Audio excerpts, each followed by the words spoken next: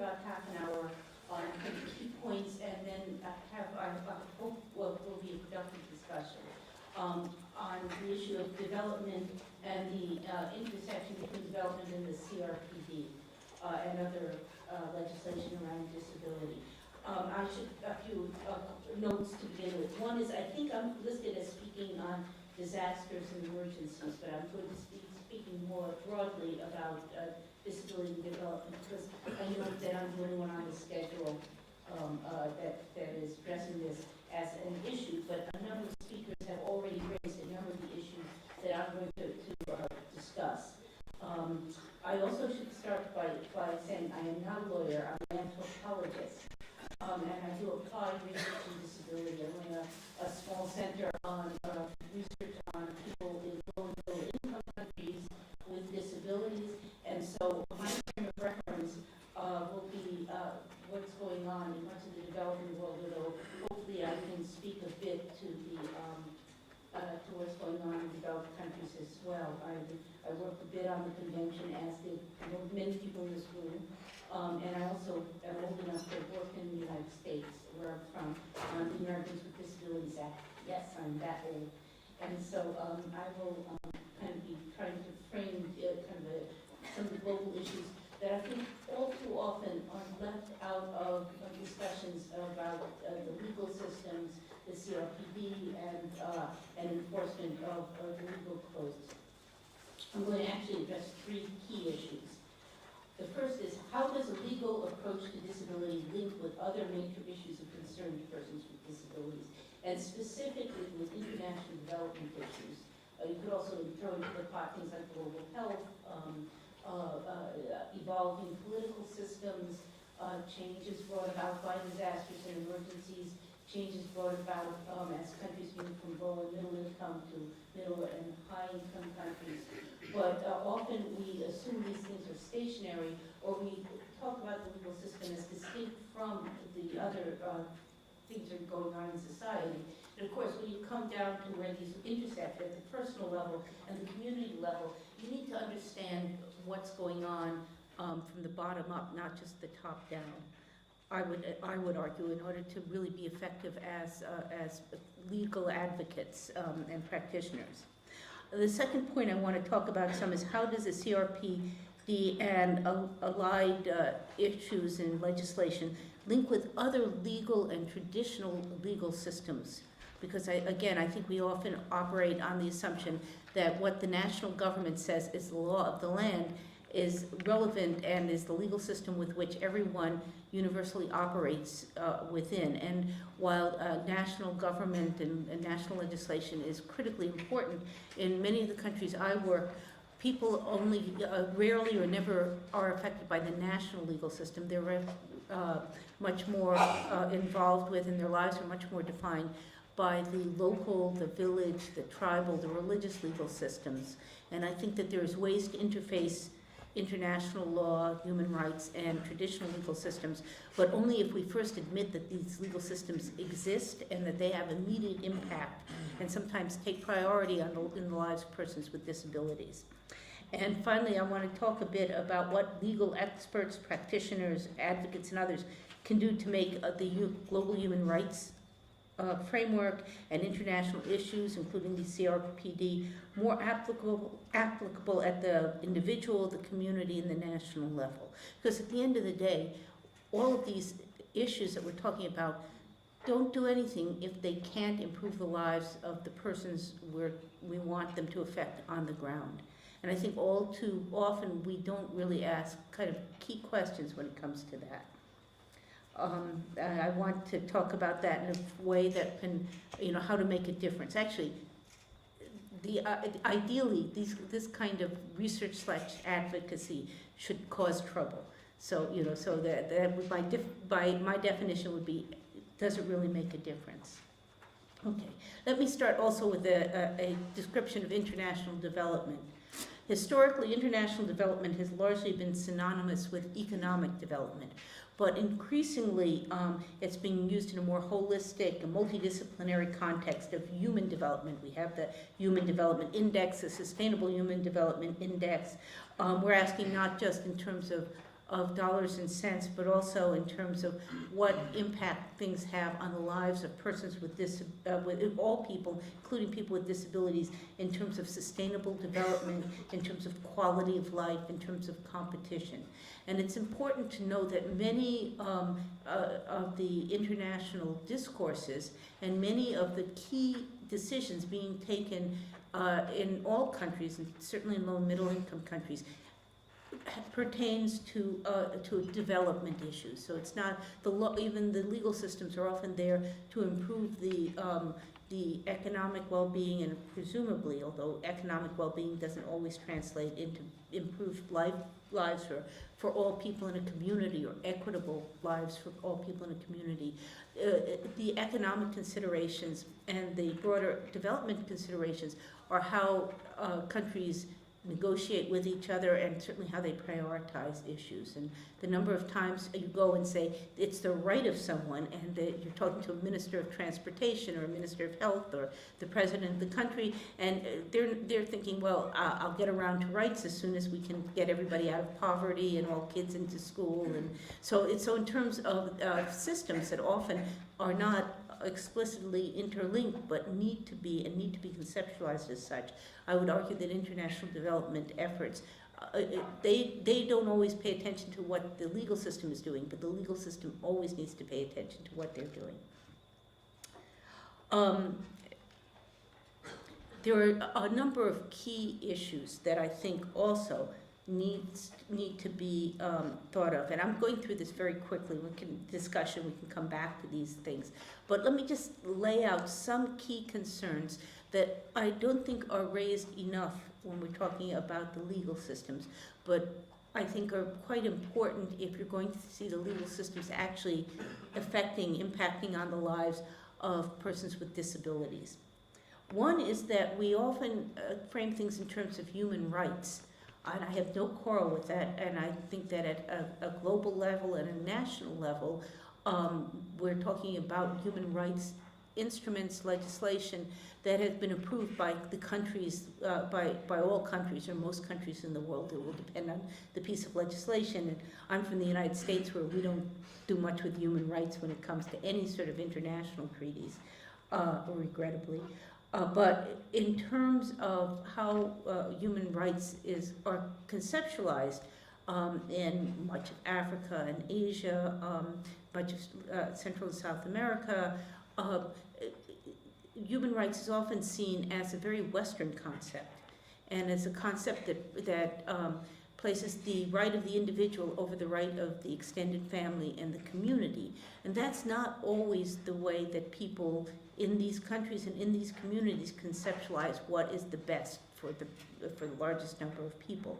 And so by demanding individual rights, we often put people at odds with what communities and societies see as their priorities. I think this is negotiable, and I'm not saying walk away from human rights, but I do say, and I'm sure there are people in the audience who will elaborate when it comes to discussing this. When it comes to individual human rights, we have, especially if we're coming from a Western background, it has a resonance that is not universal. We need to acknowledge this, and we need to be, I would argue, smarter about how to translate what we see as universals into things that are usable arguments for why they should be universal. And we need also to listen to what people in many other communities are saying about what is important to them. So again, to just say that something is an individual human right does not have universal resonance, and it's increasingly an issue that people are being more explicit about in many of the countries I work in. Also, there's a conflict between human rights and development approaches. The conflict is that human rights is a kind of an individual to the community. International development, it often looks in terms of numbers. So the greatest good for the greatest number. They're not against human rights. So the people who work in international development don't sit back and go, oh God, the human rights folks are here again. They usually don't. But what they do is say, well, rights are very nice, and as soon as we solve all these really pressing problems, like the global AIDS crisis, or the fact that 60% of the world's population by 2020 will be living in urban areas, and most of them will be slum areas, or we're about to run out of clean drinking water, or we have this minor global warming climate change thing going on. We'll get back to the human rights issues. The way there's a universal language that's used in development, and the universal language is one of numbers. Again, it goes back to the conceptual framework of greatest good for the greatest numbers. If you have large numbers of people affected, then it's much easier to talk with development people and find a common ground. So numbers are kind of the name of the game. An example of a group that's been has used the concept of numbers very well in translating rights into actions in development are people who work in gender. So it's easy to say that women are 50% of the population, 51% of the population, depending on what stat you use, and that it is in your best interest to include women, because if you don't include them, look at all these other ramifications. It's not only that half the people will be, if women aren't in school, half of all people will be illiterate, but look at the other ramifications. So, for example, if you don't get women into primary schools, then they're much less likely to reach a level of health literacy, which is about 4th grade level, which will enable them to keep their children healthy. Read the back of a formula bottle, or read the directions on a medicine bottle, or get their own children into a primary school in the next generation. Now, some of this you could argue with. So, for example, the idea that in some countries, it's changed in recent years, but it used to be the argument went something like educate women, because if you educate women, their sons will benefit. Oh, and their daughters might benefit as well. But more than that, you'll get their sons into school more. We've kind of moved on from there and said educate women because they vote, they buy stuff, they run businesses, and they have a right to do this. But the reason that they've been so successful, I would argue, is because early on, the people who work on development and gender issues were very good in counting. And in the disability movement, we've been less good at counting. We only recently have started to include disability in censuses, in national surveys, in other things where we're starting to see the numbers mount up. That the World Health Organization, in their wonderful World Report on Disability in 2011, gave a statistic of 15% of the world's population, or roughly 1 billion people, being disabled. They're living with some sort of disability over the course of their lifetime. When that number came out, there was a great deal more attention paid to disability, and you could have a much more meaningful discussion with people who do development issues than you could even 2 weeks prior to that report coming out. Because you could say, look, it's not just my insistence, and it's not just a right, and the word I like to use, and I probably have it in a future slide, is enlightened self-interest. It's to your enlightened self-interest as a Minister of Transportation, or the Minister of Agriculture, or the Minister of Education, to include people with disabilities. Because if you don't, these people aren't going to go away. And in fact, they will be, their needs will be as great or greater in the intervening years if they are not included. So the fact that we're now starting to count, now there's a huge discussion about who counts and what counts and how accurate the statistics are. If we had another couple of hours, I'd be happy to go into it. Catch me afterwards. Know that it's a contested issue, but know that people are trying to figure out exactly how to best count and use the data. And I'll come back to this at the end of my talk as well. But the issue is that the numbers do matter, as opposed to an individual issue, or even to say it's a right. and I don't want to say again that rights don't matter, but you go to the president of a country in Africa or Asia and you say, it is a right, and they'll say, absolutely, and our country wants the best for all our disabled citizens. Well, I'd say probably they didn't even think about it till you walked in the door. But if they do say it, and it's often heartfelt, but then they'll say, oh, well, we'll get around to it. But until you can say, and 15% of your population, or in one household in every 4 is affected, et cetera, you're not going to get their attention. So we need to establish a common dialogue where you are saying things that will get the attention of development people, who not all of whom are the sharpest knives in the drawer when it comes to thinking outside the box. Please don't quote me on that. Another arena that we need to talk about in terms of just how to frame these issues has to do with what's a process that's going on right now called the Sustainable Development Goals. And again, we can talk about this more after I finish speaking. The Sustainable Development Goals are the follow-up to the Millennium Development Goals. Now, the Millennium Development Goals were enforced from 2000 to 2015. And most of you, I'm sure, are very familiar with them, so I won't go into them in detail. But basically, they were an attempt by the global development community to put on, to prioritize some key points. There are actually only 8 goals. They have to do with health, health, poverty alleviation, education. Actually, they're really poverty alleviation and all components of those, the MDGs around health and poverty health and education, etc., speak to improved poverty, or raising the bar in terms of the number of people who are living above the poverty line.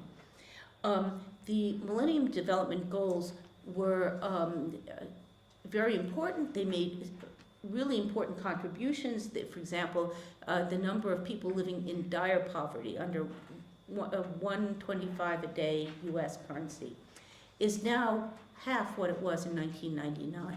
So there's a lot that they've done well. There are other things that the MDGs have not done as well. And then there's a complete failure of the Millennium Development Goals to address disability. In fact, if you look through the 8 goals and the targets and the 60 indicators, disability is mentioned nowhere. And so, in fact, because the MDGs were used as a kind of a shorthand for not only what government should focus on, but what international bilateral aid should focus on, and what all the big non-governmental agencies, be it Save the Children or CARE or PLAN, what all those groups focused on over the past 15 years. The fact that disability was not included was really problematic. In fact, it could be argued that it made life harder for people with disabilities rather than easier, because if you're not included, and this gets to the last point, I've just finished up a paper, so we have a term for this now, although I don't know if it'll be widely quoted. We're calling it the disability and development gap. As things get better for people in general in communities, if people with disabilities are not included, remember they're not included in any of the Millennium Development Goals, they stay the same, and so in relative terms, they actually fall behind their non-disabled peers. If there's no village in the school and no children go to school in the village, then the fact that the disabled child is not in school doesn't make that child significantly different from her non-disabled peers. When you get all the other children now in school, and the disabled child is the only one not in school, that child now is falling behind her peers, not only in terms of literacy and ability to take on new jobs and to be able to move into the workplace, but also in terms of the social networks that go on in school. If you're the one child sitting at home while all the other kids are at school, you're suddenly the odd child who's not in school. Plus, a lot of other development efforts are put through schools with the assumption that every child is now in school. So nutrition programs that come into the community, or big vaccination campaigns that come into the community. head straight for the school. If you're not in the school and you're a child above the age of 5, you're often not being included in all the development efforts that are going on in your community. And that, to my mind, is both overlooked and very serious. There is an effort to put disability in the emerging sustainable development goals. There were discussions last week at the UN. There was a high-level meeting last September at the United Nations as well. There's an expert group meeting on disability and data in Paris in 2 weeks at UNESCO headquarters. There's a lot going on very quickly about this. The train is moving very fast. And it's very important to keep disability in. So far, the first draft of the Sustainable Development Indicators just came out about 2 weeks ago. It's called the Zero Draft, and it's floating around. I haven't had a chance to read it yet, and I'm not sure who's seen it, who hasn't. Disability is mentioned in some cases, but disability needs to be mentioned in every, not necessarily in the goals themselves, but in the targets and especially in the indicators. Because otherwise it's going to be very, it goes back to what I said about numbers, it's going to be very easy to not include people with disabilities. And in fact, they can be, I would argue, statistically obscured, which is a fancy way of saying, if you say we want half of all children now to finish secondary school. If you look at half of all children, you could put, you could say, well, let's take the kids easiest to get into secondary school, into secondary school programs, and you could move all the disabled children into the other 50%. Say, we'll get around to that, after we get the 50% mark. What you want, or what I'm arguing for, is proportional representation. If 50% of all children now should finish secondary school, 50% of all disabled children should also finish secondary school. But again, we need to stay on top of this. We being the global disability advocacy community, and this is where I'd argue, among other places, where the legal sector it could be instrumental in making sure that there's a very clear voice of inclusion as people are finalizing the SDGs, which have to be finished in 2015. If we don't get into the SDGs, then it'll be realistically another 15 years. It won't be till 2030 that we'll have a chance to really renegotiate the global development framework in a way that includes people with disabilities. And the easy way to put disability in, I would argue also, is to make it part of every monitoring and every evaluation effort connected with the SDGs. But you need, as lawyers, to know that this is out there and that this is something you should be asking for in addition to individual rights. This is as much a right as anything else, and it needs to be a really important dialogue. Okay, let's see. Let me go on to my second point. How does the CRPD and allied issues link to other legal and traditional systems? Again, this is a large swath of things that I think are just not being addressed, but need to be addressed. I would argue that all legal systems, remember, I'm not a lawyer here, so I'm coming out on kind of thin ice here, but legal systems are there to regulate society. They ensure justice as it is perceived by the community in which people live, and rights as these are conceived and considered appropriate by the communities in which these systems operate. They allow individuals and families as well as communities to plan, and they allow communities to establish and maintain order. Let me give you an example, because I could go all over the place, and I know there's been a lot of discussion of voting rights. And so I'm going to stay away from voting rights because it's not my area, and instead talk about just a small paper I recently published with my colleague Michael Stein from the Harvard Law School. We looked at inheritance practices among people with disabilities. And we looked at inheritance practices because for the very poor, inheritance is one of the few ways that property moves from one generation to the next. And people, not all people with disabilities are poor, but people with disabilities are disproportionately poor and are poor in multiple domains. So they're more likely to be poorer than not only, let me start that sentence again. They're not only more likely to be poor, they're more likely to be poorer than all other members of the community. And it's certainly true in my experience. If you go into an extremely poor community and ask an individual there to take you to the door of the poorest person in the community, almost invariably you'll come to a household of someone with a disability. So we just did a survey of inheritance practices.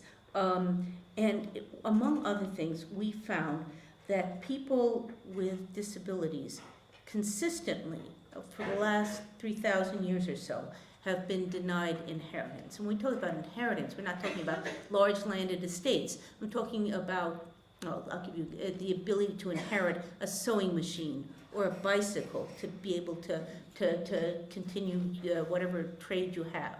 I interviewed a woman let's see, where was it? It was in Tanzania, who had established a small corner shop with her husband. For 18 years, they built up this shop. It sold lottery tickets, bananas, and cigarettes. The woman had polio as a child and had difficulty. She was unable to walk. She and her husband had 2 young children. Her husband died suddenly. The next day, her brother-in-law showed up at the entrance to the shop and said he was taking over the shop. He had inherited it from his brother. And the woman said, no, by law, I have a right to this shop. I built it with my husband. And his response was, even though traditionally in Tanzania has very good and very clear laws about inclusion of people with disabilities, but the local law said that all property belonged to the husband. And more than that, so it was a gender issue, and also it was a disability issue, because sometimes they'd waive the local law if the wife needed to make a living. But his response to her saying, how will I feed my children, was, my brother should not have married you in the first place. I told him not to marry a cripple, was his exact words. So this woman, I met this woman because I was doing a study of people who were begging on the streets, and she was there begging on the streets after building up a small business that had sustained her family for 18 years. She had no recourse. And she could have gone, I guess, to a lawyer, but I would argue that it's going and asking the help of a lawyer for the national right was very different than her ability to function within her own community using traditional legal systems. And the reason is that we often look at it from the top down, who would hesitate to come and seek out legal advice? The law is clear on this. But in fact, look at it from this woman's perspective. She said, I can't afford a lawyer. And she said, even if I could, I live in a rural village, the nearest lawyer is, was, I believe, 45 miles away. So she said, I'd have to get myself and my 2 children on a bus and go all the way into the city where I've never been, and I know no one, and I speak, she said, it's true, she struggled with English, but she said, English isn't my native language. I speak a local tribal dialect, and so just describing what's happened to me, would be difficult. And then she said, what will the lawyer do? Come here and tell my in-laws to give me my property back? She said, they'll never speak to me again, and I'm hoping that my parent-in-laws who backed the brother-in-law, I hope that as these are their grandchildren, they will pay the school fees for the children if I don't complain. But she said, but if I complain, then nobody will stand by me, and then my children will not be educated. So to her, the price of going and seeking help was far more onerous than taking what the local legal system. It was backed by the parents-in-law, by the village chief who said this is our way, and by the local community leader who said, I know the national laws, but what can I do? He said, national laws don't mean much here. There's also another layer of, we know that lawyers are not scary, and or legal aids or advocacy groups are not scary.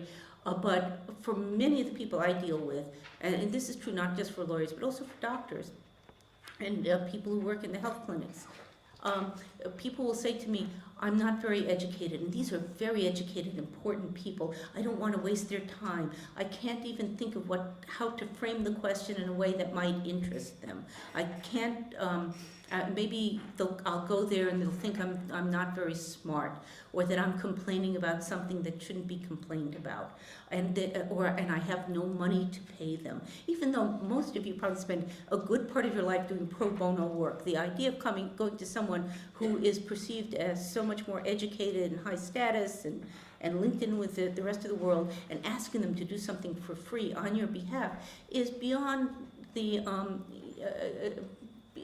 really beyond the conceptual framework of most people. Even I'm from a developed country, I'm fairly educated, but I wouldn't think of calling up a lawyer and asking for free advice. I'd hesitate to say, well, how do I frame this? So that'll give me pause. I'm sure it gives pause to a lot of the people I work with as well. And it's even more if you're rural, if you're from an ethnic or minority community, if you're a woman with disability, it just makes it more complicated.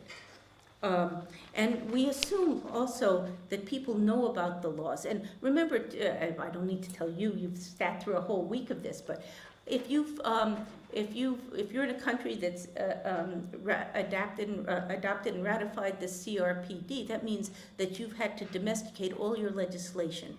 So all your national laws are in line now with the CRPD, or in transition and starting to be in line with the CRPD. And in a number of the African countries I work in fact, if you go back before the CRPD and you look at the national legislation that existed before, there's a lot of countries that have very impressive inclusion of disability in both their legal systems and often their development efforts as well. So they're there on paper, but we assume that people in the community know these things exist. And in fact, again, it will depend on the country, but many people in many countries that I work with who are disabled have no knowledge that the CRPD exists, that it pertains to them, and that they can use it as a tool to make their lives better. Obviously, it's a process. If I went to many countries, 15, 20 years ago when I worked in countries, and you'd go to women or women's groups and you say, well, you have some rights, they'd say, well, no, not really in our country. But now, most women, you stop women on the street in a place like Dar es Salaam or Lusaka, they may say the laws don't really work well, but they'll say, but we know we have our rights. But people with disabilities still in many countries don't know this. And again, it's a process. It's going to take time. But for example, I just finished and published a small study for Barbara Murray at the International Labor Organization on disabled street beggars. I went out and interviewed a bunch of people who are disabled and begging on the streets in Addis Ababa, the capital of Ethiopia. We did this in part because nobody that we could find had ever actually gone and interviewed disabled street beggars before.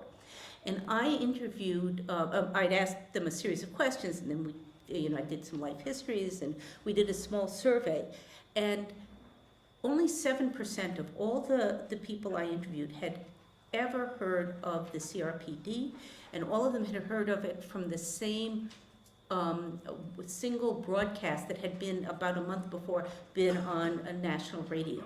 The irony of this was not lost on me. A number of the people I interviewed who were disabled and begging on the streets were begging actually on the steps of the government buildings where the CRPD had been ratified. So they were within like 200 yards of where the legislation had been ratified. And again, only 7% had ever heard that there was something out there. Only 3% of them could tell me what they were. And these guys were very intelligent. It wasn't like they didn't know, it's that they hadn't heard. Okay, so let me get to my third point. What can legal experts, practitioners, advocates do to make global and international issues more applicable to individuals, communities, and at the national level? So how can they connect development to a broader disability and human rights issues. I come up with some ideas, but I'm hoping that you guys can add a good deal more to this. One would be to identify and be more realistic about existing barriers, I think would be a good place to start. Again, I go back to what I said before, the expense of the legal system, accessibility of the legal system, the knowledge of where to go, what questions to ask, who to talk to, is compounded by issues of class, education, gender, rural versus urban residents. We need to be much more effective, I think, in communicating the fact that people are there and willing to reach out. DPOs do some of this work, but DPOs, in my experience, are overworked and underfunded in every country. And to just say, oh, DPOs can do it, I think is unfair to the DPOs. DPOs also happen to, I think, again, the number, we have no statistics on almost any of this, in part because until the last few years, and even now, there's almost no funding to do research in this area. That's a plea. Any of you with checkbooks out there, see me or Gerard afterwards. But in the meantime, we don't, the only statistics I've ever seen on DPO membership says that about 2% of all people with disabilities in the developing world are members of DPOs. Now, this may be more, and I can ask Steve if he knows, when we come to comment. But DPOs often are urban-based. They tend to be run by middle-class men for the most part, and they tend to take issues that are that have a human rights theme to them. Very important. But some of the other issues, for example, we just my center and I just did research on access to water and sanitation in rural Zambia and Uganda. The ability to just find an accessible bathroom if you're a chair user, or you don't have a chair but you can't walk, is a considerable issue in terms of health and development for many of the people we work with. And DPOs tend not to take these issues up. It doesn't mean they can, and it doesn't mean that some DPOs don't. But in terms of identifying real barriers to participation by people with disabilities in, especially in poor areas, in rural areas, we need to see that there are issues that we're not yet addressing, and so we need to really sit down. The best experts in the world on this are people with disabilities who live in a community. Go and talk to them.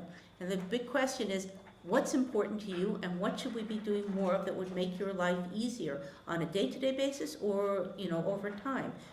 But we need to listen to the disability community, not just the DPOs, but also the question is, who isn't in DPOs? Why aren't they there? And what are their concerns? And are they the same with DPOs? They often will be, but until we start talking to people in the street on this, and sometimes literally in the street, we don't know. Additional issues. I think we need to have realistic training for legal experts, for practitioners, for advocates on development issues and on disability issues. And I think that especially we need to train people, and I'm sure this has been discussed this session, but we need to have real discussions with judges, lawyers, police, paralegals who have no background and really, if you push them, no interest in disability. We need to train them about why they need to be involved with disability. So a half-day training session for lawyers in, Sierra Leone on why they, what they should do to increase their ability to represent a disabled client, or training on judges in Malaysia on what to do when you have a client come in who has an intellectual disability. We don't need to give them in-depth expertise, but we need to make sure that these people aren't kind of winging it on their own and making up issues and concerns and perpetuating, kind of a fundamental lack of knowledge So the legal experts who don't deal with disability should at least know that people like you increasingly exist, and they should have your phone number or your email on speed dial so that they can get some expertise. We should also have open and sustained conversations with international development experts, many of whom say they know all about human rights, and they have a few buzzwords, but when it really comes to understanding human rights, and this is true with, I work a lot with people in public health and medicine, they also will cite human rights all the time, usually in the first line or two of whatever they're writing or making a pronouncement on. And then you don't see them going back to anything that's recognizable as human rights, because they really don't know, other than to say, and they really impress other doctors, for example, or other public health people, but when it comes to the actual legal facts that you need to know to really get rights into the community, they haven't a clue. So your expertise is desperately needed by people in international development, people in global health. Even if these people are citing, human rights back to you, be very critical about the depth of their knowledge. Also, we need to have sustained conversations with community leaders, experts, and practitioners of traditional legal systems. The parallel alternative legal systems. In my experience, a lot of these people, especially the community leaders, the village chiefs, the mayors, the others, these are smart people who want the best for their communities. And so it is possible, if you approach them with respect and an understanding that their role is often the same as your role, to have a dialogue and to find middle ground. But you need to at least acknowledge that they exist. And the same thing, again, the law is not unique. The same thing with health systems. We have these whole elaborate health systems, and when you talk to people, you go into people's households, they'll say, oh yes, I go to the clinic. And then they also, when I went to the traditional healer, they gave me these herbs to take as well to deal with whatever the problem was. And you think to yourself, biochemically, do the herbs interact with the medicine? But since the people who are, and in many cases they do, but we don't know much about it because no one's ever looked into it systematically. And when you ask the people in the clinic, they'll say, oh, they used to go to the witch doctors, but now they come to us. Well, no, most people are very pragmatic and they'll go any place that promises to improve the health of their families. And so they're going to both. But most people, on average, I find if you go into the poorest community and talk to the least educated person, we always confuse education with intelligence. These people are not stupid. They know when you go to the Western doctor, you don't mention that you're also going to the herbalist or the traditional doctor, and then you might also be going to the local church or mosque and getting not only prayers said, but possibly some more drugs over there. So again, we need to ask what's out there and not just assume that people immediately abandon one system for another. In fact, people are really creative in pulling all those systems together. And if you don't believe that, then just think about going home and sitting around at a Christmas dinner or something with your family and listening to your Aunt Martha about who she goes to for legal advice. And she's going to go to, a lawyer, and then she's going to talk to her friends, right? And then maybe she'll, stop by and talk to the local priest or the local imam. So everybody combines these things. I won't tell you what African country I was working in, but let's just say there are a lot of very smart people there and a lot of very sophisticated people. But I sat down once with the Minister of Health for the country and asked about traditional legal systems. And he said, we've abandoned all of that. And within 15 minutes, he was describing how his father was sick the night before, and he had driven his father to get assistance from a traditional healer. So again, a lot of these things coexist. We're just very smart about parsing them out. Additional ways, I'm almost done. Again, open and sustained conversations with DPOs, again, with persons with disabilities and families of persons with disabilities. You need to have all of this. And again, it's a process. It's not going to happen overnight. And again, I go back to my comment about DPOs as well. DPOs are often overworked. They have shoestring budgets. I think that we are very generous with the time of DPOs. You know, oh, they won't mind coming to this meeting, or I have a study, we could build them into that. The time and energy of DPOs are as valuable or more valuable than your time. And so you should be, if you're coming in and asking something of a DPO, if you're a government minister, if you're a foreign university, if you're a local advocate, you need to say, what can we do to improve the services that we can get from DPOs, or the representation we can get from DPOs, but you know, what about their funding? What are we asking them to do? How can we make things easier? It's a conversation that I think we don't ask because we're assuming that they somehow are a nice volunteer civil society group that are at our beck and call. Not true. And you wouldn't want it if someone was making plans and asking about, you know, making assumptions about your time either. I would say also bringing more people with disabilities into the legal and paralegal professions, as well as into allied professions. It used to be years ago when we talk about human rights and disability, I'd look out over a sea of disability advocates and human rights lawyers. Now half the lawyers who are disability advocates out there are also human rights lawyers. But I think in many countries we need to bring more people with disabilities into the legal professions. And I would put a special plug in for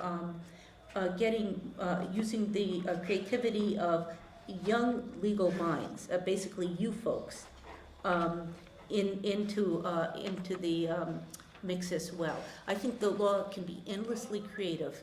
I think that it has a power that no other segment of society has. And I think that often we're bound more by traditions and citing what's been done before than to think how we can creatively use the law to make a real difference and hopefully to cause trouble. So maybe let me stop there and then maybe take some questions. Thank you very much, Nora.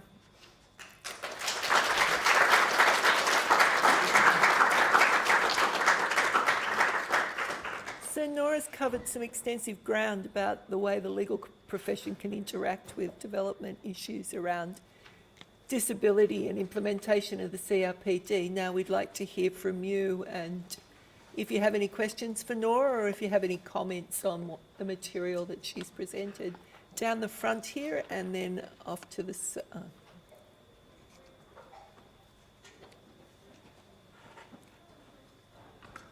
And thank you for your very interesting presentation. A lot of UN-based organizations and development organizations and after disaster organizations pay lip service to accommodating people with disabilities in their literature, but on the ground that sort of disappears. I was in my experience anyway, I was wondering if you had any ideas how to change nice words into positive action with regard to the large, well-funded, better funded organizations that come in after conflict or disaster. There's some efforts underway. For example, the recent Sphere guidelines on disasters and emergencies for the first time had a point person on disability. It was Dr. Maria Kett, and they've written disability into all their programming. But then you have conversations with these people. For disasters and emergencies is a specialized area. These are people who love disasters and emergencies, so they wait till a disaster and emergency, and then they make it more of a disaster and emergency, in my experience. And the way they do this, we just had a session on disasters and emergency at University College London. We brought in a bunch of people, and one of the questions that came from the floor was, well, yes, we can put in all these provisions for people with disabilities, but if it's a disaster, then we need to, react to essentially the greatest numbers most quickly. But that's not why you plan for a disaster, right? I think that there is an acknowledgement, but often what you need to do is you have a small group of people, and this is true for the UN agencies as well, with a few exceptions. So the UN agencies have made, over the last 5 years, since the CRPD has come into effect, there is growing interest and attention within the UN system to disability issues. But, I used to be, at one point, like the year 2000, I did a calculation There were 30 people that I could identify throughout the entire UN system that did anything with disability. Now I think it's up to 50. But there are a few good examples. The best example I can cite is that UNICEF, after years of doing nothing except arguing that they were there to prevent children from becoming disabled, kind of woke up, realized that lots of children are already disabled, and the question is not to walk away from these kids. They brought in Rosangela Berman-Bieler from Brazil to set up a disability unit, which has grown. It's still very small, but they've done amazing things in the last 3 years, including the latest, if you haven't read through this, it's not light reading, but you should all be familiar with, in 2013, last year, every year UNICEF puts out a annual report on some major issue they want people to pay attention to. And Rosangela, bless her, got them to have the 2013 State of the World Children Report on children with disabilities. So for the first time, UNICEF, as a big organization, came out with a major publication that everybody should read, and everybody in UNICEF is supposed to read, on disabled children. But still, it's far from, you look at the ILO, for example, International Labor Organization, they have Barbara Murray. Barbara's great, and they just hired another person. But 2 people in a UN agency charged with all the world's employed people. Well, now I'm an anthropologist, I'm a qualitative kind of person, but statistically, 2 people in an organization like that responsible for all people who are working everywhere in the world seems like a small percentage to me. Same thing with the World Health Organization and other things. Till we get to the point where everybody who signs up to work at, like, the World Health Organization has to go online and take a standardized training test like they do now for ethics or for gender, until we get to the point where they have to do that for disability, we're not getting the key people, because the real issue when it comes to development is not that there are some people with excellent skills. I mean, WHO has Alana Officer, for example, who's done a tremendous job heading the disability and rehabilitation unit, the DAR unit there. But it's the person who's working for WHO in Swaziland who's never thought of disability that's the problem, because that person is in charge of enacting the local programs. And did I answer your question? Yes. So what I'm saying is there are some very committed people who I admire greatly, but until we get them the resources they need and the funding, and then get their colleagues to pay attention to them, they're not going to do that. And one of the ways to get their colleagues to pay attention to them is that if disability is put in the monitoring and evaluation component of the Sustainable Development Goals, then everybody is accountable to meeting those goals. And so that's a quick start way of ensuring that there's more attention, because someone's job is going to be on the line unless they can say, and X percentage of all children who are in school were children with disabilities. Thank you. If we could go to my left-hand side here, about halfway up, and then in for Michael. Just there in front. Oh, okay. Thank you very much for the wonderful presentation. I mean, it reflects a lot of practical realities, especially in terms of inheritance, and the way the formal justice system is inaccessible, and sometimes the way also the informal justice system actually, work against people within our communities. I just want to say that it is easy for me as an advocate to understand, for example, about the CRPD, but it's totally different when you go to the grassroots for people who don't have a good education, and people who are struggling with a lot of issues of poverty and all that. And I think our approach in relation to that is not so much for people to understand or to know there is a CRPD, but just to ensure that rights are not abstract, but they basically means something to the ordinary person who is living in a rural village somewhere in Kenya or in Uganda or in Zambia. And in that particular context, I think for me, the most important thing for that person, for example, on legal capacity, is to understand on a day-to-day basis, what does legal capacity mean to that ordinary person who is in a village somewhere in Africa. I think that for me is very, very, very important, sort of to understand what does the import of the CRPD means to the ordinary people, and how does it tangibly transform their lives vis-a-vis them knowing there's a law called the CRPD. Yeah. Thank you. Yeah, thank you. I think I couldn't agree with you more. And I would go further and say it's our job to translate it so that they understand it. And if they don't understand it after we've done the translation, not just in language, but in terms of these are the issues, and then we haven't done a good enough job, and we need to go back and say, what are you not getting? What are you not understanding? So we need, you know, if you put a law into effect or you change a policy, you should be going to the grassroots level and kind of giving it a trial run, and, you know, sitting down with a bunch of people in a community and saying, this is what the law says. Does it make sense to you? If not, how do I explain it? And it's your job to figure that out. And there are people who specialize in this, you know, sure, breaking down these issues. But again, don't ever confuse education with intelligence. So if these people are not understanding, then you failed. It's not that they don't, you know, it's not that they're not smart enough to understand. Thank you.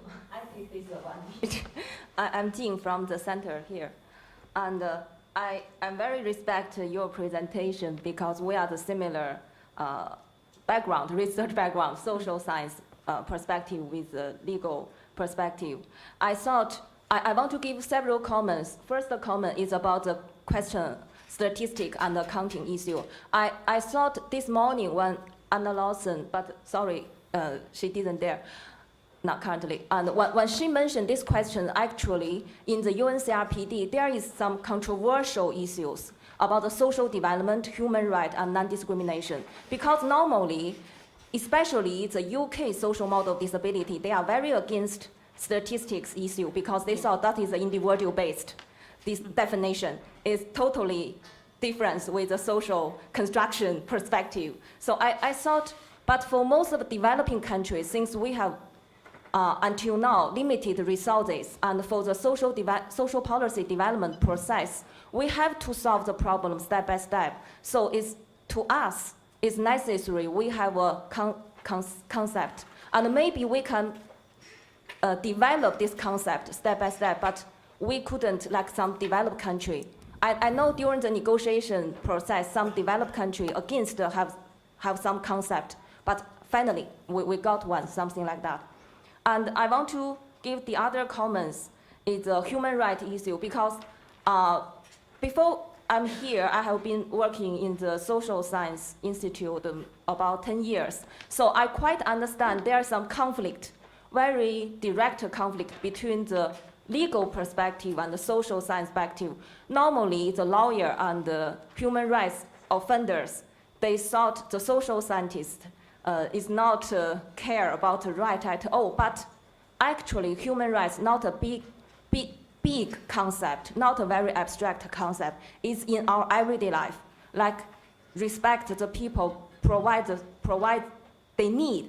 Yeah. So in some way, I find it's very interesting. Currently, some human rights lawyer or expertise, they will criticize social policy because they saw the social policy not liberal the people, yeah, but just the opposite direction. I don't know why they can get such a conclusion, but I'm free in China at least.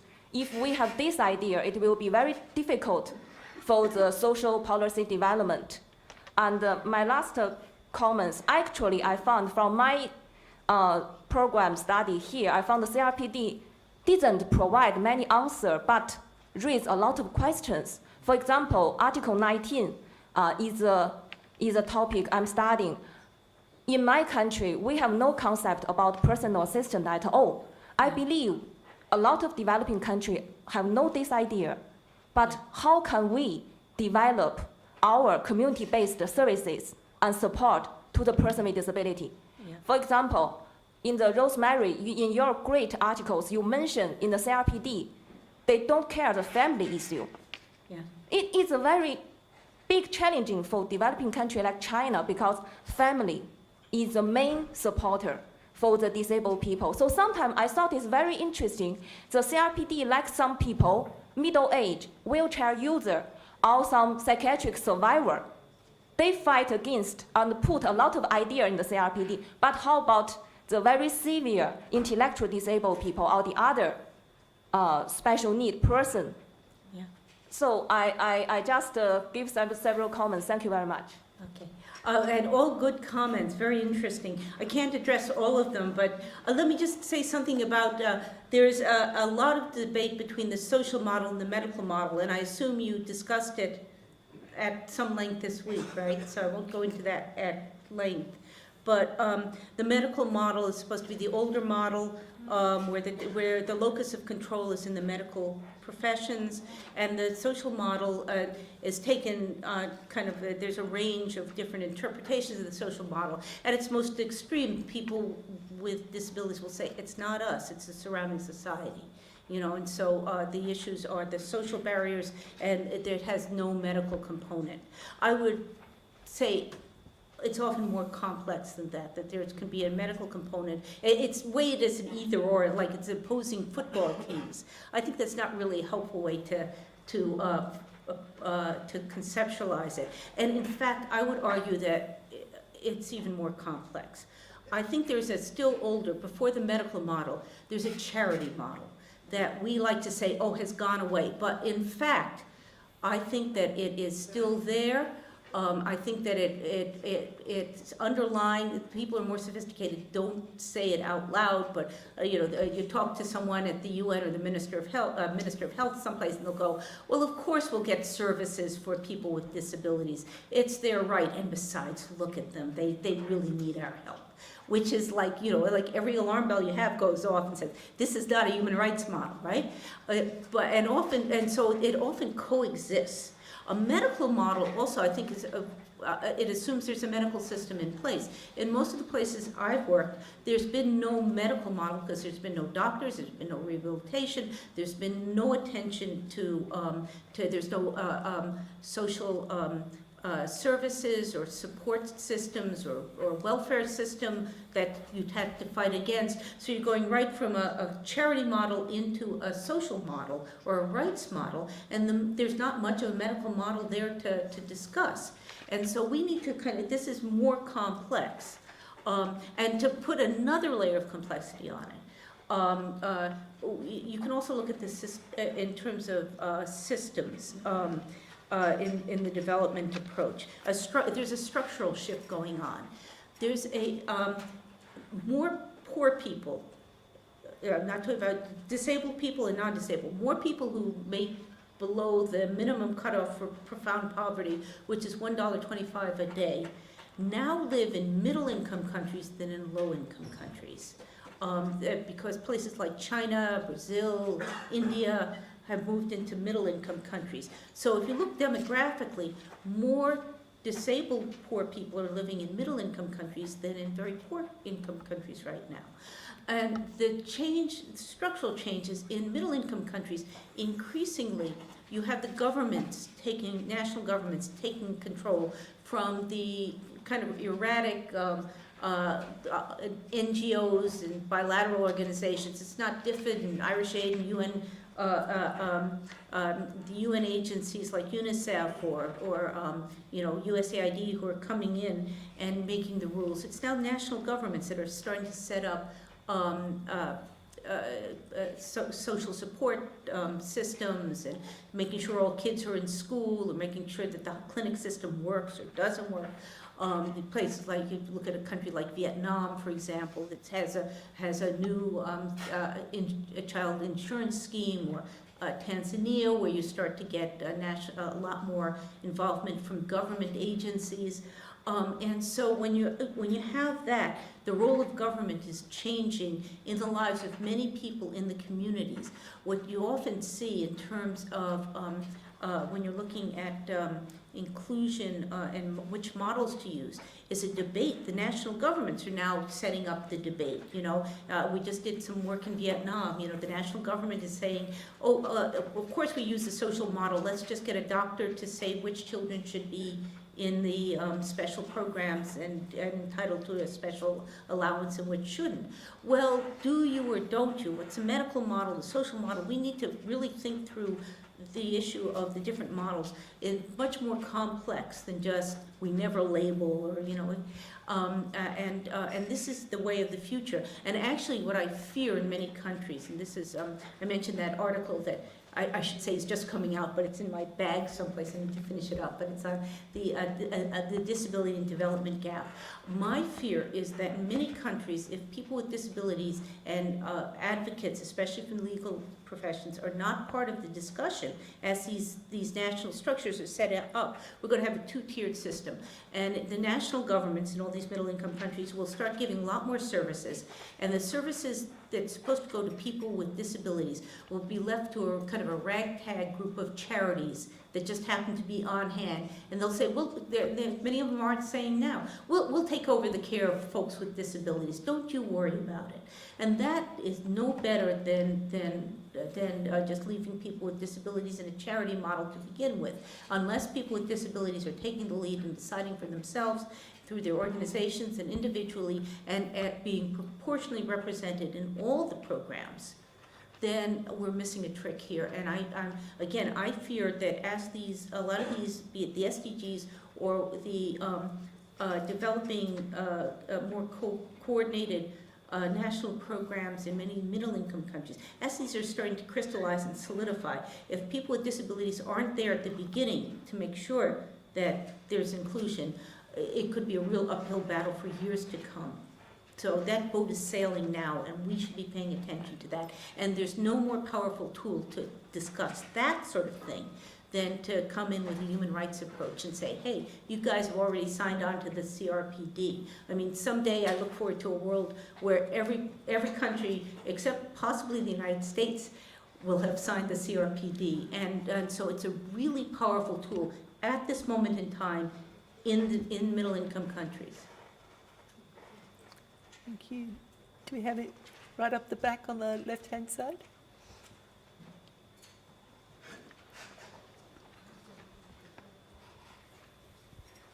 Hi, I just had a question about the MDGs and now moving into the Sustainable Development Goals, and whether the heavy focus on indicators is really the best way for disability rights to be advanced, because I've seen some of the limitations of that, at least working in maternal mortality, where where countries are very big on trying to reduce these numbers, which measure very discrete things, but maybe don't necessarily truly link to the rights. For example, in maternal, I went to health centers that were counted on paper. If you look at WHO documents, they're there, and they're cowsheds with the Red Cross painted on them. Yeah. Or I've seen health logs of birth weights of babies born in a village, and they're all listed at the exact same standard weight. And amazing how that happens. Yeah, and so while obviously we don't want disability rights to be left off the agenda, but is this the best model for addressing that, I guess? I think it's not the only model, but we're talking about the SDGs here. And, economists will say if you can't number it, it doesn't count. And that's absolutely the way the SDGs are defined. So if we're not talking about indicators, then if we're just talking about rights, then if I'm a busy middle-level government person, and my job is to reduce by a third the number of X, then if nobody's holding me accountable for disability, it won't be there at all. And that's exactly what happened to the MDGs. So I think indicators are not the only way to go, but I think that in the framework of the SDGs, they must be there. You can argue rights, and you can argue rights in other formats. The SDGs isn't the only game in town. Remember, but they're kind of like a universal cheat sheet for development people. Instead of thinking up your own 10 worst things that you need to address, the SDGs are like a global agreement. My understanding for the MDGs was they were originally cooked up by two people talking in the parking lot of the UN building on their way home, saying we need some basic indicator, like a checklist of things to go for. So the SDGs should not define the global agenda.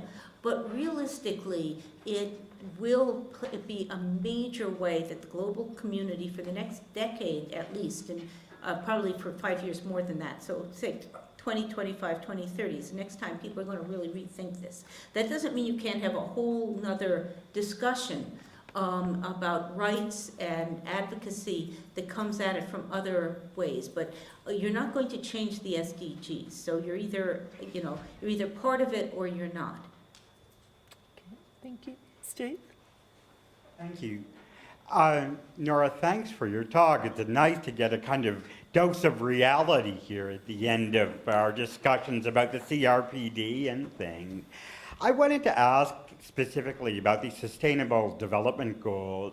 So I know a year ago, DESA had coordinated a process that engaged the disability community globally as they were beginning to work towards developing a document, and the disability community around the world participated quite enthusiastically in that process, an online consultation that many of us here in the room were involved with and so on. I think that was good as far as it went, but what I'm curious about now is that we're at the zero draft stage with this. Does that mean that the document is set in stone, or is there still room for negotiation? And if it's the latter, do you know of any mechanism or process, either DESA facilitated or otherwise, that might allow for re-engagement of the global disability community? Because it would seem to me that this is perhaps a more important point where we need to make sure that our voice is heard, where we're coming down to the short strokes on the negotiation. That's an excellent question. My understanding, I mean, I know you've been part of the process too, and it's kind of a confused process. But my understanding is that the recommendations made by the global disability community at the high-level meetings in New York last September and in other form were taken very seriously. A lot of them are showing up in the SDGs, and this is the first draft. So I think all of us are in various groups or lists, serves or other things where they're asking for more input. This is just the time to really kind of be very insistent that we won't back off and that these issues must be included. But so yeah, it's a process, it's a feedback cycle, but the more the disability community is heard from now through about next September, October, the more important, the more effective we can be. So, but the global consultation was a very important part of the process, and I think because it was a global consultation, people at the UN are taking it much more seriously than if we just kind of thought up the same things in a room someplace. Okay, we can just have one down the front here in the middle, and then over to the my right-hand side, just here in front. Thank you, Yolanda. Thank you, Nora, again for this extraordinary presentation. I have a question for you. Well, we all know that indigenous peoples in the world are among the poorest people in the world, and that indigenous people with disabilities are extremely marginalized. So in this context, I would like to ask you how specifically these cultural communities, that also have, as you mentioned, traditional legal systems that are extremely complex and that we do have to negotiate almost in a case-by-case basis. How are they going to be incorporated, indigenous people with disabilities, in this project of sustainable, or if it had not taken, if they have been taken into consideration yet, and if they are going to take into consideration these specificities, because we are, as you know, we are working on including indigenous people with disabilities. There's a disability caucus in the United Nations Permanent Forum for Indigenous Peoples. Mm-hmm. So we wanted to know if you are working also in that area. I think that this is painful for me as an anthropologist to say, but in fact, cultures are very changeable.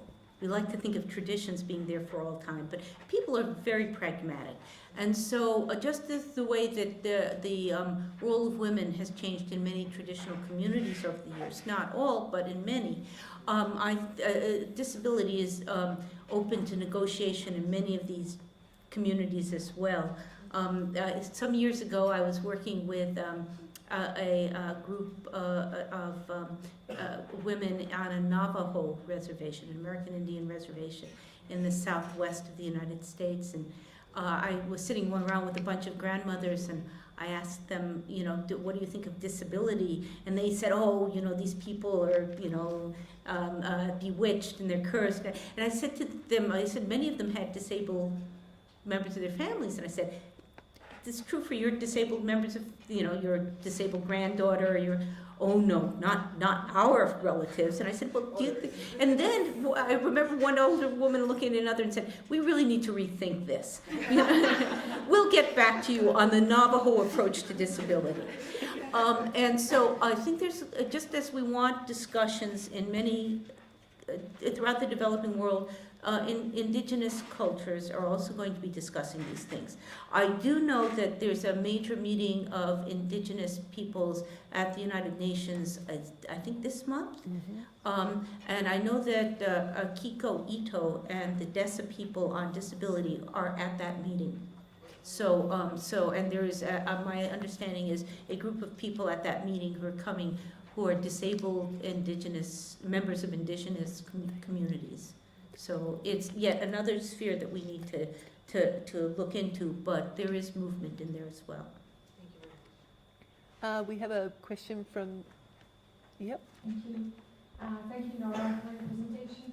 I could not agree more with you on the divide between development and human rights, and I think perhaps one of the reasons is not only the fact that development looks at numbers, but there's also this very strong legacy that for many decades, and it still is the case, now it's been heavily controlled by international stakeholders who really want to remain in a way in control of things. It's easier when you implement directly programs than really walking the talk and giving the responsibility to governments. So I think this divide is still very much present, even though we speak about rights-based development, sustainable development.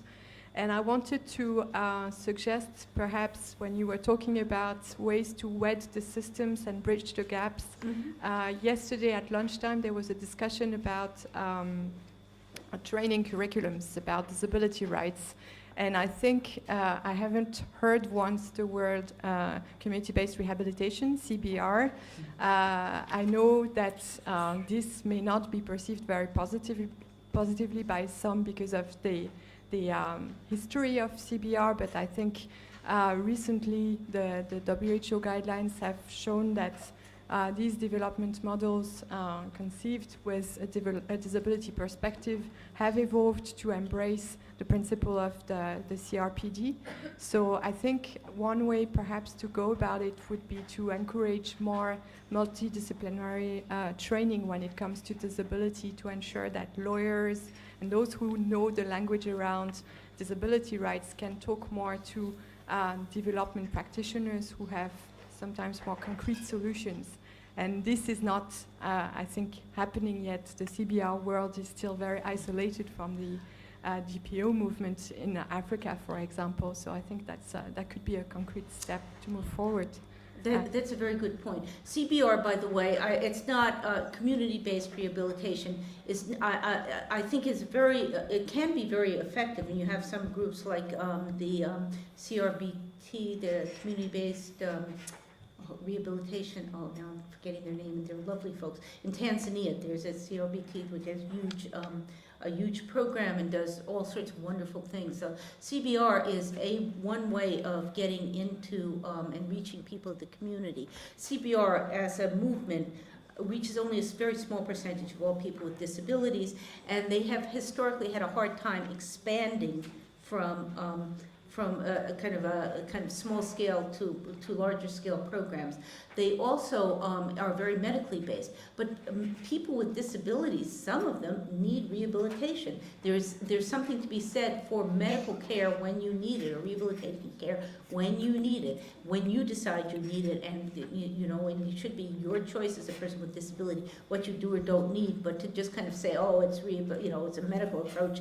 If you're a chair user with a pressure sore, you really, rights are one thing, but if you're going to die from an infection within the week, you need expert medical care. CBR has kind of expanded into the development realm and now duplicates often what is done both in development and also duplicates often other medical services. And traditionally, CBR should be a way to triage into a national medical system or a national development system. So there's lots of discussion that goes on, but again, I think we often put ourselves in a kind of an either or, the issue historically in disability and development and rights and everything else is that there's been such limited funding and so few people doing it that people are made to compete for the pieces of the pie, but nobody's asking why the pie isn't bigger. Unfortunately, we're not going to run out of impoverished disabled people anytime soon. Until we do, then the issue should not be to compete with systems, but to see how they integrate, how they can mutually reinforce. And then in terms of international development, I think the job of something like USAID or UNICEF or Save the Children or Oxfam, their job is to work themselves out of a job. Increasingly, they should be, they've been very effective, but at a certain point, just like we don't have Indonesia sending foreign aid to Ireland to help folks with disabilities locally, we should be, a lot of these countries should, the aim is to have the national governments working in conjunction with an informed, active disability community that's listened to, decide what should be available for folks with disability locally or nationally. There's one term, we always talk about people with disabilities, disabled people, and the one term that is universal in my mind for people with disabilities in every country is citizen. These guys, all of you, are citizens of the countries in which you live, and you have the same rights and are entitled to the same right as citizens, including the same human rights as all other people. Until we have that dialogue, we're going to have this continual kind of go-round. But again, I think we're discussing the wrong things. We're discussing, this CBR versus, or the medical approach versus the social approach. All of these raise valid points. The issue is to see them under a bigger umbrella, in my opinion. Okay, I'm really aware of the time. There are two people that would like to ask a question still. I will take both questions and we'll see how we go.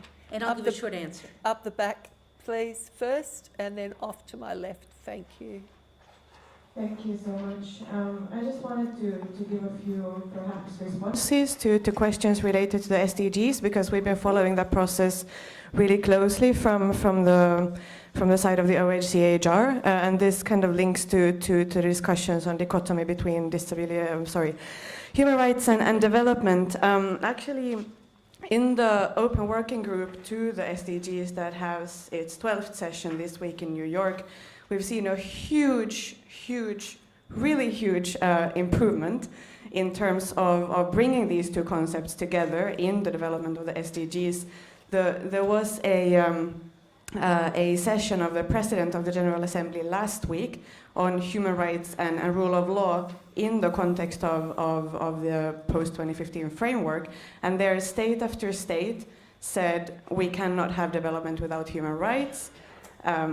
Human rights has to be at the core of the forthcoming framework. And this has been really helpful, not least because of the CRPD as an instrument, which touches upon, which is a human rights instrument, but with very important development elements.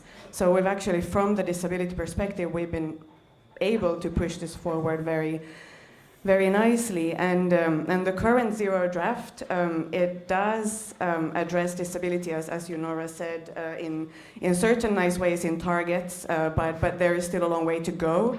But there is an understanding that disability has to be there and that human rights of persons with disabilities has to be there as language.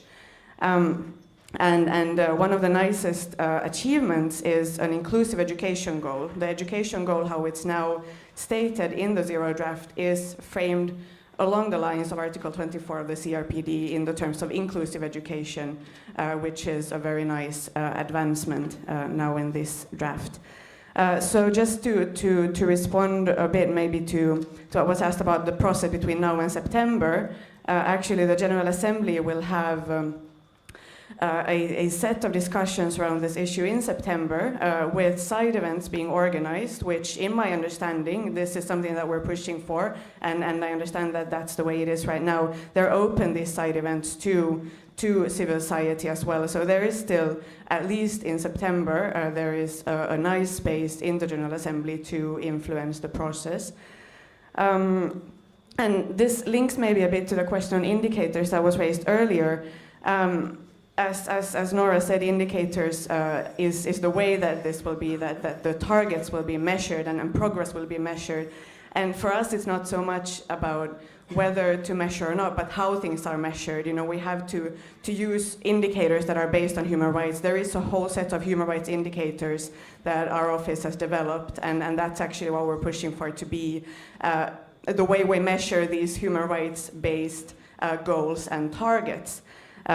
Again, there is a huge way to go, but there has also been some nice advancements in the past half year or so that I just thought that can be nice to bring forward to this group in a way to you know, flag that we can all still influence. Thank you. Thank you. That was an excellent summary. Thank you. Just quickly, off here to my left. Yeah. You can be concise with your questions so we can get to have some fluids. Yeah, I'm standing between you guys and coffee. Thank you for the presentation. It was really very important. And I just want to ask, as anthropologist, do you think the second line, or maybe the first, the deputy ministers in, you know, developing countries have a government, the minister is a political position, and the second deputy minister and the general directors, and there are too many, more than we need. Do you think their attitudes is towards people with disabilities, their actual psychological attitudes towards us, towards people with disabilities, is a real obstacle towards integrating people with disabilities development issues in the development, people with disabilities rights in the development process, or is I'm wrong in that assumption? This is one point. And what is the solution? I believe these people who are sustainable, when they are employed there, they don't go any place till they die. They don't leave their positions, absolutely. And they like to stay there, but they don't do a lot of progress on disability, even if it is that clear in the national laws and also in the CRPD. But don't please tell me awareness, because they are aware. They know exactly what they are supposed to do, but they are not doing it. Nobody is holding them responsible for their responsibilities. So, as anthropologists, and I'm sure you studied lots of these kind of situations in several countries, how can we avoid or kind of treat this situation, taking into consideration we have lots of large variety of opportunities, such as lobbying and all of that in the parliaments. Thank you. That's an excellent question. Let me give you a short answer now, and we can talk more about it later. I think we are quick to label, talk about stigma and prejudice against disability.